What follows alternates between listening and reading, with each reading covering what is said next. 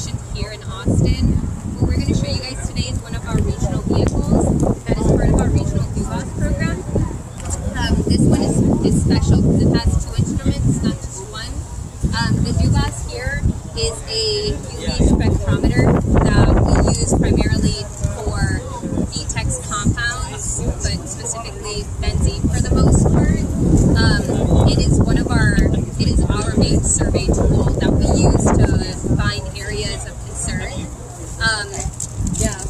This one is going to be going to Midland, which is why it has a Picaro, and I will let Molly tell you guys about it. Yeah, this is Picaro. It's a cavity ring down spectrometer, and it monitors H2S. And yeah, kind of the reason, so this is like a Midland specific vehicle.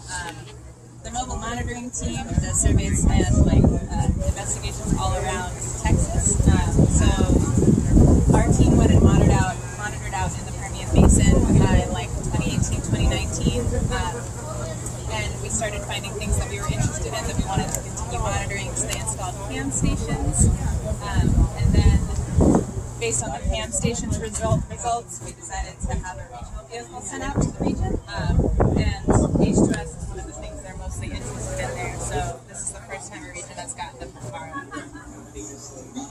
So y'all go looking at specific sites or just driving? It's a little bit of both. So when we go out on a project, so this will be used for surveying recon routes. So it'll be used a lot more regularly just to try to find areas of concern. We respond to multiple kinds of responses, like emergencies. We have planned projects. So we can focus on certain areas, like if there's an explosion at a plant, of course we're going to focus on an area around the plant. But we can also just cover other areas to try and determine background levels. Yeah, specifically in the Permian Basin, they started out doing really broad scope areas that they were surveying around, and then honed in on specific areas they're interested in.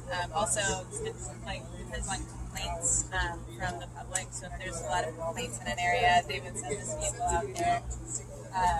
It's just kind of a better tool to help serve the public. Yeah, and so they'll be using it a lot more regularly than they will be using it very regularly. They will incorporate it into their investigations, like fugitive emission investigations.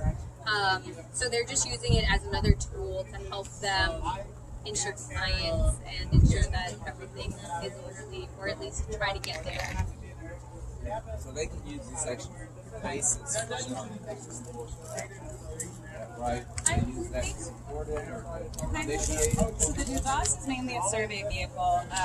It's not, no Duvas ratings would be enforceable just because it is kind of estimated concentrations. The Picaro, I think if you can get upwind and downwind net values, that it would be enforceable. I think they might use this in some of their investigations. I think it's just helpful in kind of getting more information for them. Yeah, because then they go in with OGICs, they go in with handhelds, and they'll walk around the entire plan, and then they'll find the problem sources. Or this just helps them narrow down certain areas.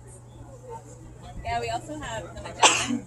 So this is the weather station. It was the wind speed, wind direction, and GPS coordinates while moving too. So they can take we have a software we're giving them also called mobile emissions monitoring software. And it brings all of these instruments and the Magellan into one interface, so they can monitor in real time as they're going, and then take those files and create maps afterwards to help figure out where they see hot spots.